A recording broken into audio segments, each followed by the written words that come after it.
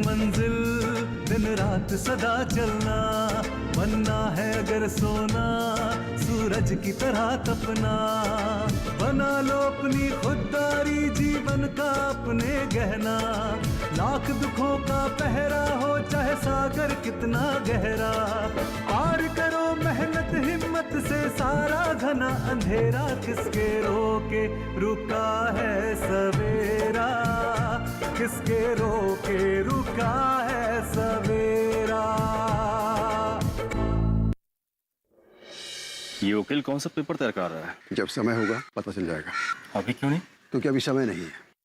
देखिए बाबूजी, कह देते हैं हम आपसे, हमसे नाइंसाफी मत कीजिएगा। मैंने आज तक ना तो कभी किसी के साथ नाइंसाफी की है और ना ही करूंगा, समझ गए? मैं तो सिर्फ इतना कहना चाहता हूं कि तुम मेरे साथ घर चलो। भैया अब तो यही मेरा घर है। देखो आशा, अब तुम्हें मैं किसी बात को टालने नहीं दूंगा। मैं सिर्फ इतना कहना चाहता हूं कि तुम मेरे साथ चलो, मुझे भी तुम्हारा साथ मिल जाएगा और तुम्हारी भी जिंदगी में परिवर्तन आ जाएगा।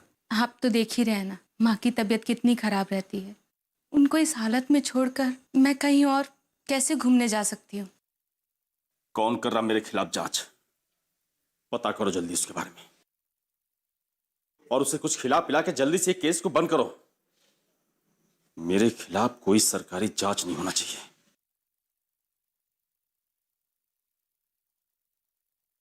समझे तुम? नहीं भी समझे हो ना?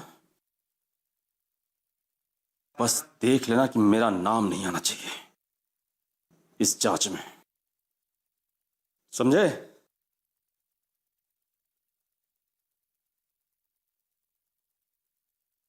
अरे सुबह सुबह काली बिल्ली को रास्ता काट दिया का? जितना तमतमाए हो। जब मुसीबत आता है ना चचा, तो चारों तरफ से आता है, चारों दीवारें तोड़ के आता है।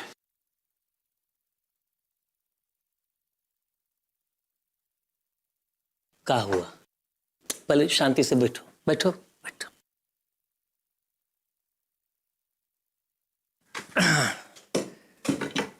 शहर से मेरे बिचौलिए का फोन आया था, बोल रहा था कि चकोर टेंडर के लिए जो हम लोग सरकारी ऑफिसर को रिश्वत दिए थे उसका जांच होने वाला है, और ये आरोप साबित हो गया ना तो गई भैंसिया पानी में। हमको ये नहीं समझ में आता है कि जब देश का बच्चा बच्चा जानता है कि बिना घूस का कोनो काम नहीं होता है, तो फिर काहे सब दिन जांच वांच करते रहते हैं? इससे क्या फायदा है? लेकिन तुम फिक्र मत करो।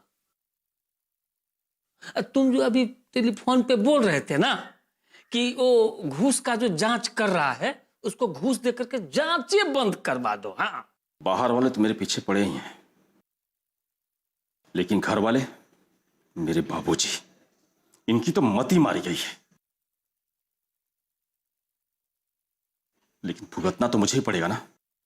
हाँ, वो तो हम देख लिए कि तुम्हारे बाबूजी माठ साहब जो हैं से एकदम अड़ गए हैं, आंटी ढीला नहीं करेंगे। हाँ। अरे आंटी की तो छोड़ो, मेरे पीठ पीछे कुछ तो गुल खिला रहे हो, वकील से मिलके कुछ तो कर रहे हो। हमको लग रहा है शिवा बेटा कि तुम्हारा जो डर है ना वो सही है। कहीं ऐसा तो नहीं ये माठ साहब अपना जमीन जायदाद किसी के नाम कर रहे हैं? लगता तो मुझे भी यही है, लेकिन किसको क्या दे रहे हैं, क्या कर रहे हैं, सिर्फ वही जानते हैं। वो तो तुमको बताएंगे नहीं। हमें बताने से तो इनकार कर रहे हैं, लेकिन ये हमारा शक है कि वो अपने जायदाद का कुछ तो कुछ कर रहे हैं। एक वकील से मिलके बोल रहे थे कि गवाह तैयार है, और वो भी इसी गांव का। अरे तो इसका मतलब ये हुआ कि घर के चिराग को जिस बात का खबर नहीं है उस बात का खबर बाहर वाले को है। हमें तो यही लग रहा है। अब हमें पता करना पड़ेगा कि बाहर वाला है कौन।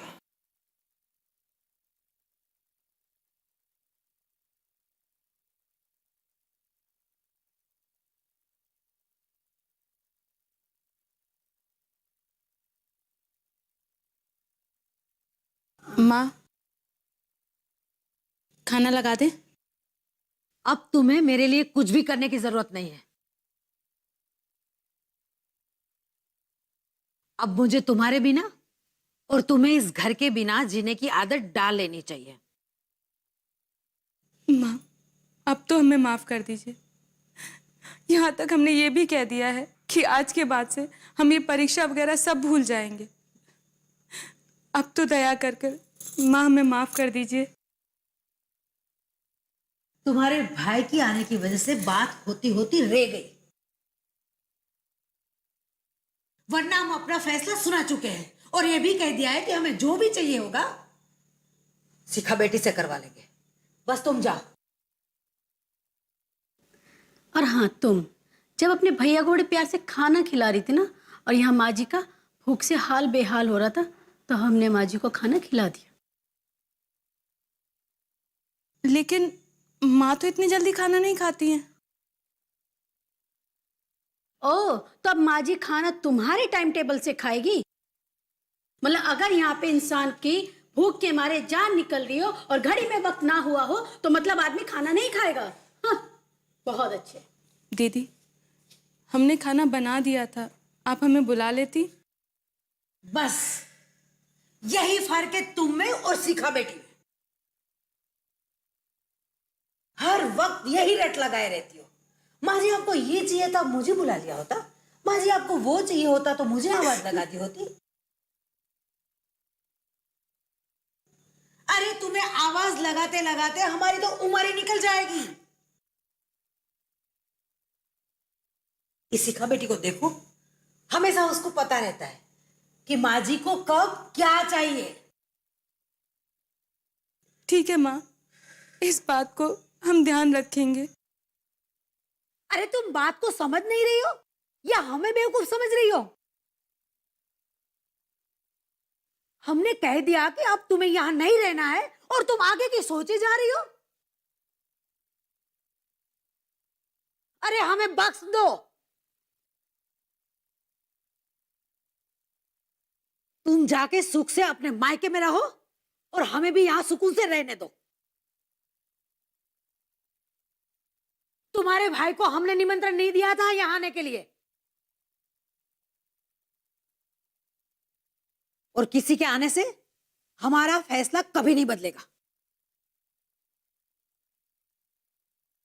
तुम तो बस जाओ, अपने भैया की खातिरदारी करो और उसके साथ रवाना हो जाओ, बस।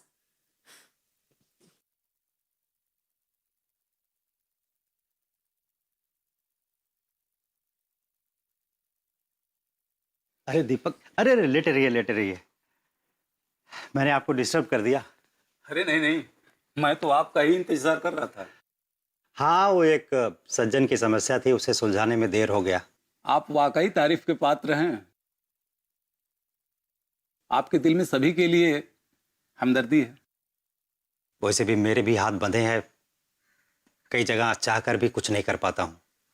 ये बताइए, आशा से बात हुई या फिर वो घर के कामों में व्यस्त है? हाँ हुई, काफी बातें हुई, लेकिन कहीं ना कहीं लग रहा है कि वो कुछ मुझसे छिपा रही है। उसके मन में कुछ और चल रहा है और बोल कुछ और रही है। मैं तो उसे बचपन से ही जानता हूं ना, इसलिए उसकी दिल की बात भांप ली मैंने। हाँ, आप सही कह रहे हैं। आशा तो वही बात करेगी कि जो मान मर्यादा को बट्टा ना लगा सके। आपने सही सोचा, वो आपसे सही बात नहीं कर रही थी। मैं समझा नहीं धीरज जी। इसलिए मैं चाहता हूं कि आशा के बारे में आपको सब कुछ सच सच पता हो। आशा तो आपसे कुछ बताएगी नहीं। मैं चाहता हूं कि आपको सब कुछ पता हो ताकि आप उसका मनोबल बढ़ा सकें। अगर इस पीड़ा में उसका साथ देंगे आप, तो ये आप मेरे ऊपर एहसान करेंगे। धीरज जी, आशा इस घर में बाद में आई है। पहले वो मेरी बहन है और मैं आशा के लिए किसी भी हद तक जा सकता हूं। 100 बातों की एक बात दीपक जी, आशा को जो मान सम्मान मिलना चाहिए वो उसे नहीं मिला। जहां उसे फूलों की सेज पर सोना चाहिए था, वहीं वो कांटों पर चल रही है। धीरज जी, मैं तो सुबह ही सुन चुका था कि इस घर में क्या चल रहा है। मेरा माथा तो उसी समय ठनक गया था, लेकिन मैं कर भी क्या सकता था। आशा भी तो कुछ जब तक बताएगी नहीं तब तक मैं कुछ नहीं कर सकता। बाबूजी, उस वकील के साथ मिलकर कौन सा खेल खेलना है समझ में नहीं आ रहा है। इससे पहले कि तुम्हारे बाबूजी तुमको इस खेल से आउट कर दें, तुम भी वही खेल खेलना शुरू कर दो जिस खेल को खेलने में तुम माहिर हो। लेकिन बाबूजी के सामने कौन सा पासा चलूं? देखो माठ साहब, जिस वकील के साथ मिल करके ये सारा कार्रवाई कर रहे हैं ना, उस वकील को खरीद लो। किसके रोके रुका है सवेरा।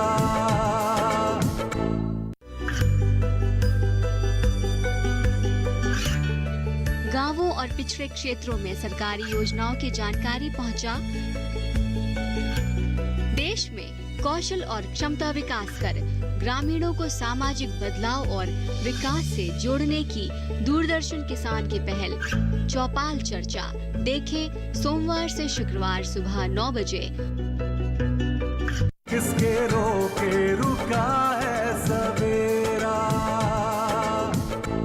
पता नहीं आप जैसे देवता इंसान अगर इस घर में ना होते तो आशा का क्या होता। मैं भी कभी कभी ये सोचता हूँ कि आशा जैसी पवित्र सोच वाली लड़की पर भगवान अपनी कृपा क्यों नहीं बरसा रहा है, उसे इतनी पीड़ा क्यों दे रहा है। हाँ, वही तो मैं भी सोच रहा हूँ कि आखिर उसके साथ ऐसा व्यवहार क्यों लोग उससे नाराज हैं। ये उनकी कमजोरी है, और जो लोग कमजोर होते हैं ना, वो दूसरों पर जुल्म करते हैं अपने आप को बड़ा साबित करने के लिए। सूरज भी? सूरज तो इस दुनिया का सबसे बड़ा अभागा है। जिस पत्नी का साथ लेकर उसे बहुत ऊपर होना चाहिए था, आज वो खुद ही अपने लिए खाई खोद रहा है, अपनी पत्नी का तिरस्कार करके। धीरज जी, आप आशा के ही नहीं, हमारे भी मार्गदर्शक हैं।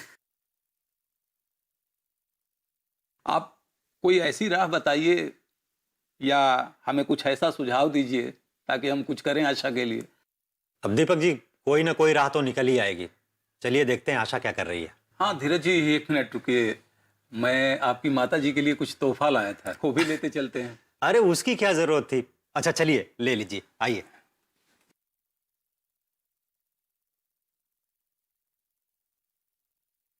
आइए। हमें पता है कि आखिरी तारीख आ गया है, ये बताने के बजाय तुम ये बताते कि पैसे का जुगाड़ कैसे होगा तो कोई बात होती। आखिरी तारीख आ गया, आखिरी तारीख आ गया, इसका मंत्र पढ़ने से आखिरी तारीख लुढ़क के पीछे नहीं चला जाएगा।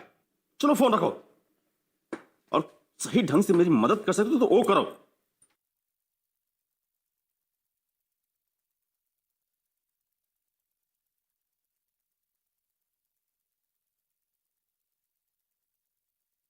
किससे प्रेमालाप कर रहे थे? अरे वही चाचा, मेरा बिचौलिया।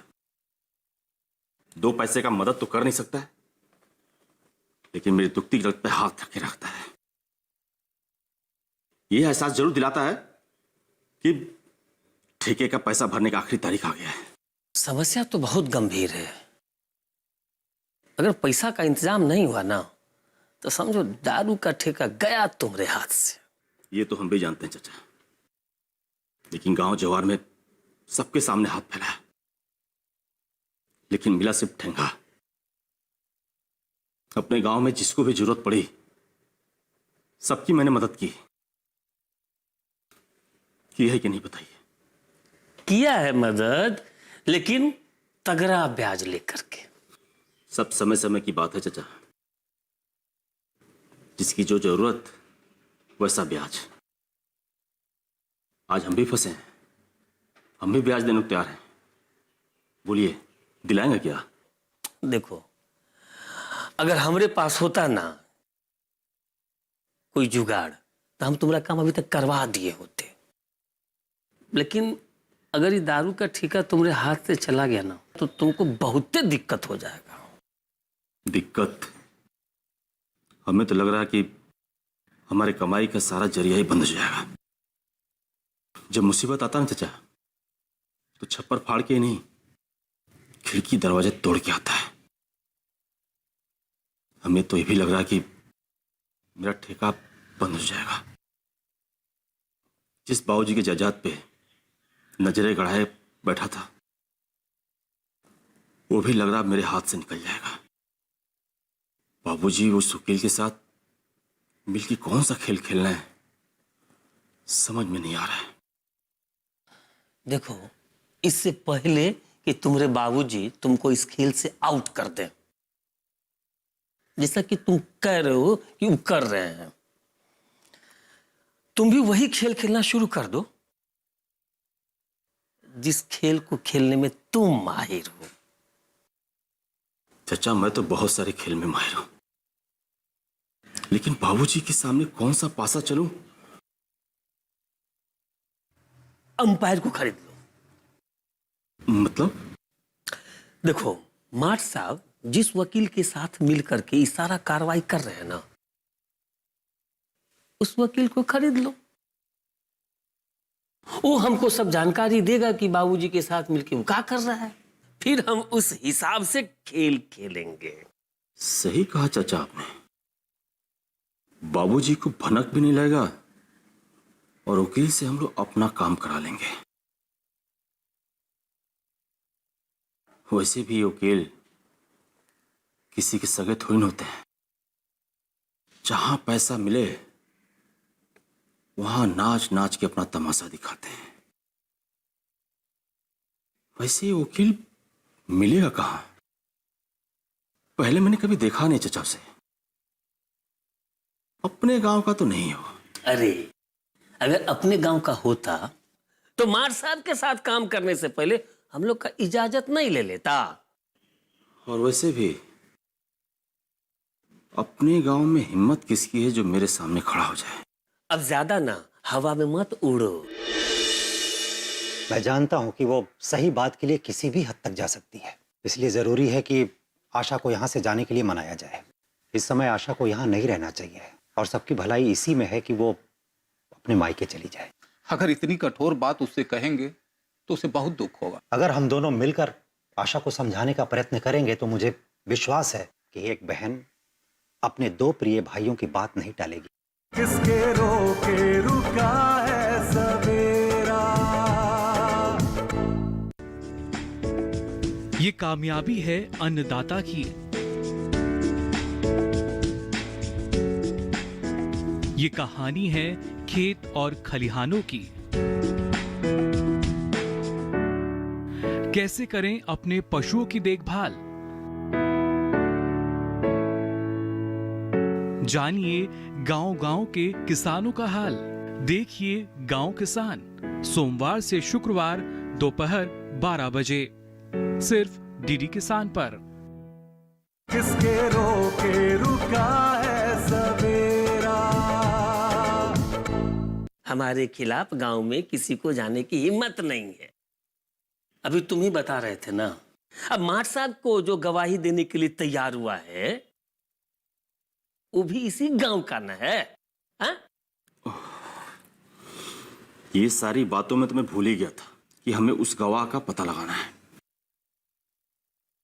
एक बार वो वकील मिल गया ना तो ये तो पता चल ही जाएगा।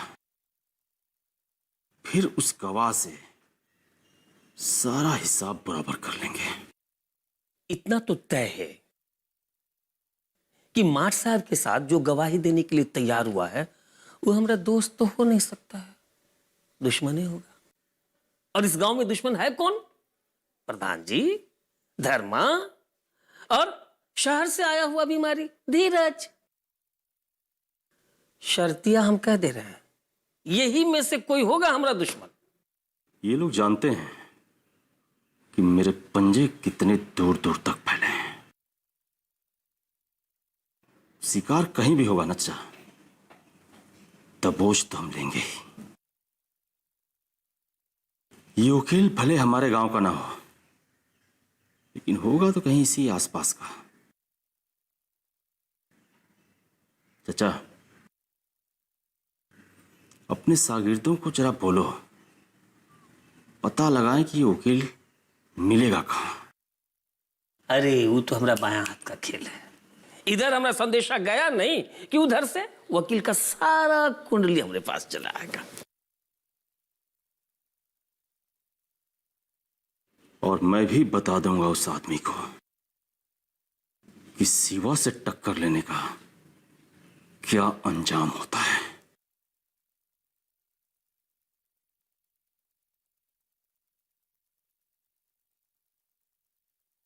दीपक जी, मैं आपसे माफी मांगना चाहता हूं। मेरी मां दिल की इतनी बुरी नहीं है, लेकिन पता नहीं कौन सी बात उसके मन में घर कर गई है। आशा को मायके चले जाना चाहिए। कौन क्या सोचता है, ये बात ना आपसे छिपी है न मुझसे छिपी है। और मान लो इसे तकदीर का हिस्सा मान भी लेते हैं तो यही सभी के लिए बेहतर होगा। मैं तो यही सोचकर खुश हो जाता हूं कि आपने आशा का साथ दिया और उसे आगे बढ़ने की प्रेरणा दी। आशा जैसी बहन के लिए कोई भी भाई यही करता। आप ही नहीं, ये तो मेरा भी सौभाग्य है कि भगवान ने मुझे आशा के लिए कुछ करने का मौका दिया। पर मेरा दिल तो ये सोचकर दहल जाता है कि पता नहीं आप नहीं होते तो आशा का क्या हाल होता। भगवान की जिस पर कृपा होती है ना, इंसान उसका कुछ नहीं बिगाड़ पाता। पर समस्या ये है कि हम करें तो क्या करें। मां को समझाने की मैंने बहुत कोशिश की, लेकिन वो है कि अपनी जिद पर अड़ी हुई है।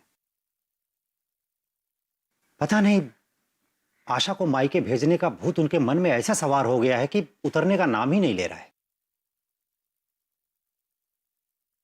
और दूसरी ओर जब मैं आशा से मायके चलने की बात की तो उसने साफ इनकार कर दिया। उसने यहां तक कह दिया कि मां जी को मैं इस बीमारी की हालत में छोड़कर हरगिज नहीं जा सकती। बात तो बहुत दुविधा वाली है, क्योंकि आशा में जो संस्कार हैं उसे देखकर लगता नहीं है कि वो मान जाएगी जाने के लिए। आशा ने जिन विपरीत परिस्थितियों में अपना संयम और व्यवहार बना के रखा है ना, उसकी जितनी तारीफ की जाए कम है। जब उसने मुश्किल से मुश्किल हालात में अपने आप को विचलित नहीं होने दिया और हर समस्या का डटकर उसने मुकाबला किया, तो मुझे नहीं लगता है कि वो खाली मां के कहने से चली जाएगी। जब आशा कुछ ठान लेती है ना, और जब तक उसको पूरा नहीं कर लेती तब तक चैन से नहीं बैठती। एक बार तो उसने अपनी बात मनवाने के लिए स्कूल में धरना दे दिया था, और जब तक हेड मास्टर ने वचन नहीं दिया कि उसकी बात जो सही भी थी मान नहीं लेते, तब तक धरने पर बैठी रही। लोगों ने कितना समझाया, लेकिन वो अपनी मांग पूरी हुए बगैर उठी नहीं। हाँ, मैं जानता हूं कि वो सही बात के लिए किसी भी हद तक जा सकती है। इसलिए जरूरी है कि आशा को यहां से जाने के लिए मनाया जाए। इस बात को समझाया जाए कि इस बात को ज्यादा तूल ना दे कि सही क्या है और गलत क्या है। इस समय आशा को यहां नहीं रहना चाहिए, और सबकी भलाई इसी में है कि वो अपने मायके चली जाए। जैसे कि मैं कह रहा था, आशा तो मुझे मना ही कर चुकी है, लेकिन उम्मीद है तो सिर्फ आपसे। वो सिर्फ दो लोगों की ही बात मानती है, ऊपर भगवान और नीचे आप। मना नहीं करेंगे।